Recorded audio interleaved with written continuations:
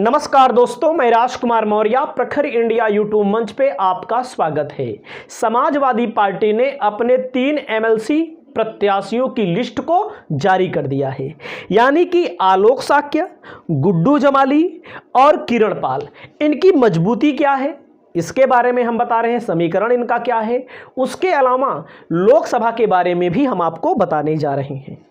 जैसे आलोक साक्य हैं, साक्य, सैनी, कुशवाहा, मौर्य, मुख्य रूप से 4 टाइटल। उत्तर प्रदेश की मैं बात कर रहा हूं। साक्य, सैनी, मौर्य, कुशवाहा, 4।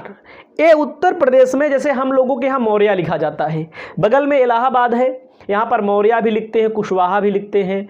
पश्चिमी उत्तर प्रदेश में सैनी लिखते हैं, और जैसे मैनपुरी वगैरह है, यहाँ पर शाक्य लिखते हैं। मैनपुरी, एटा, फर्रुखाबाद, तो आप समझ रहे हैं। जैसे आपने देखा होगा, अभी टिकट मिला है डॉक्टर नवल किशोर शाक्य को, देवेश शाक्य को। अभी आपने देखा होगा आंवला में मौर्य को टिकट मिला हुआ है। तो एक ही जातियां हैं, इनकी खासी हर विधानसभा में या हर लोकसभा में अच्छी खासी जनसंख्या भी है। तो आप समझ सकते हैं आलोक शाक्य कौन है। मैनपुरी, जब आदरणीय स्वर्गीय मुलायम सिंह यादव की डेथ हो गई थी, मृत्यु हो गई थी, वहां का जिला अध्यक्ष आलोक शाक्य को बनाया गया था। उसके बाद यहां आलोक शाक्य कौन है, 2002 में, 2007 में, 2012 में मैनपुरी जिले के भोगांव विधानसभा से विधायक रहे हैं।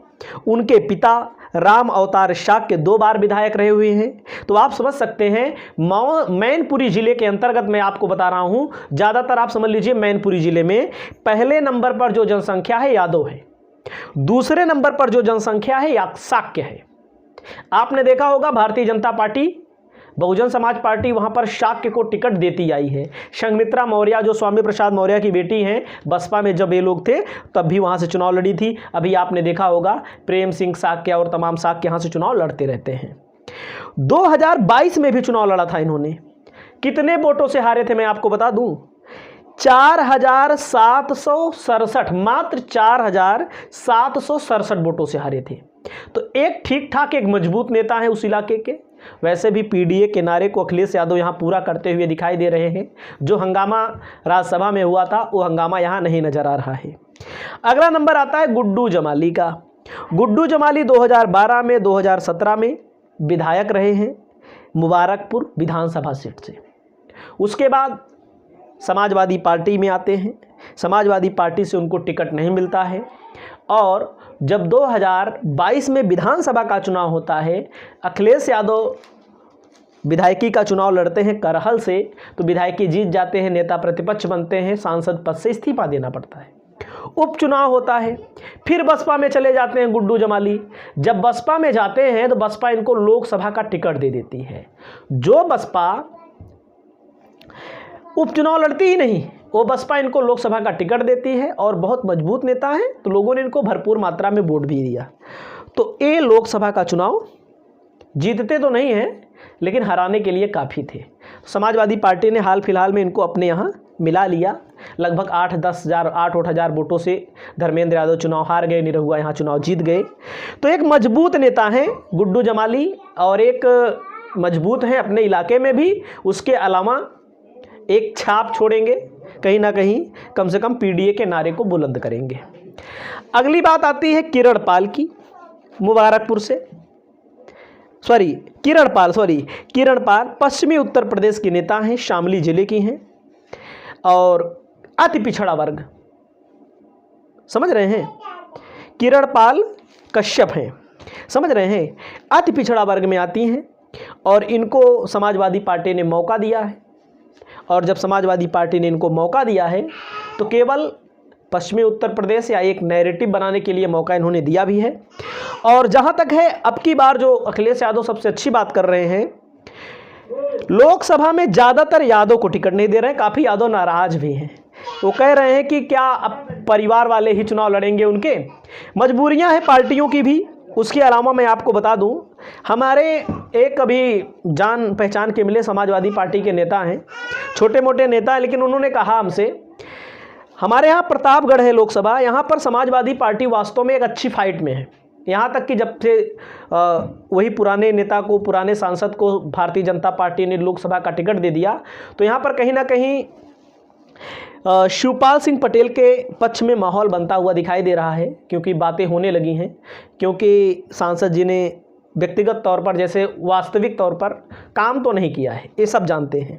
तो कहीं ना कहीं अगर भारतीय जनता पार्टी चुनाव जीतेगी 2024 में या सपा हारेगी 24 में, तो अपने जो नेता हैं, अपने जो प्रत्याशी हैं, उन प्रत्याशियों की गलती के कारण चुनाव हार सकती है, क्योंकि उन्होंने बताया कार्यकर्ताओं की कोई पूछ ही नहीं रहा है। खुद के लिए उन्होंने नहीं कहा, उन्होंने कहा कि यहाँ तक कि पार्टी के जो बड़े बड़े नेता हैं, जिला स्तर के नेता हैं, उनको भी कोई नहीं पूछ रहा है। और मैं आपको बता दूं, शिवपाल सिंह पटेल लड़ रहे हैं, बहुत अच्छे व्यक्ति हैं, बहुत अच्छी एक माहौल भी बन रहा है उनके पक्ष में, लेकिन कहीं ना कहीं अखिलेश यादव के अकेले दम पर आप चुनाव नहीं जीत सकते।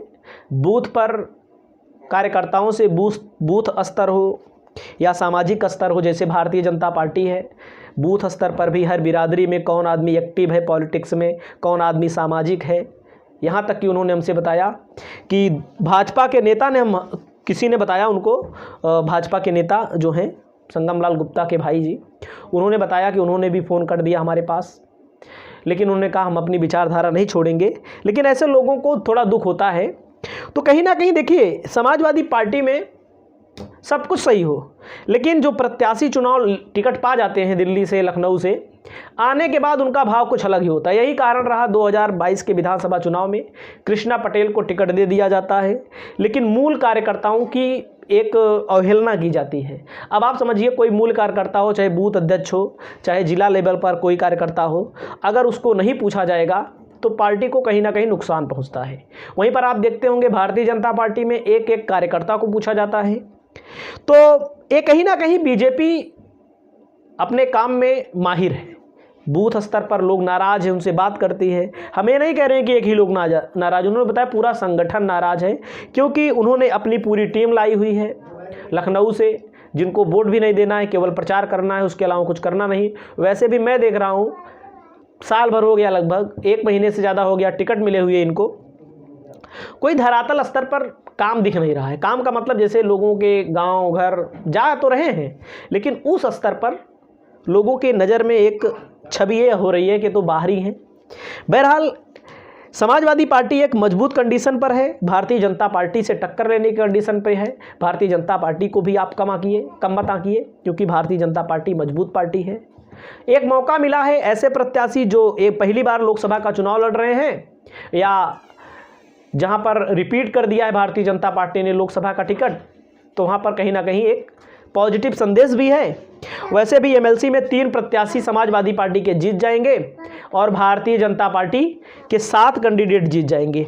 कोई चुनाव नहीं होगा, और एक एमएलसी जीतने के लिए 29 वोट चाहिए, यानी कि 3 एमएलसी के लिए समाजवादी पार्टी को 87 विधायकों का वोट चाहिए। वैसे टूट फूट होने की कोई आशंका इतनी बड़ी नहीं है। वहाँ पर नज़दीकी मामला था, कुछ 1-2 वोट कम पड़ रहे थे कुछ सवर्ण विधायकों ने, या यूँ कहें ओबीसी दलित ने भी अखिलेश यादव के साथ धोखा दे दिया। तो आपकी क्या राय है लोकसभा चुनाव को लेकर के, एमएलसी चुनाव को लेकर के? अपनी राय दर्ज करें। इस वीडियो में इतना ही। नमस्कार, जय हिंद, जय भारत।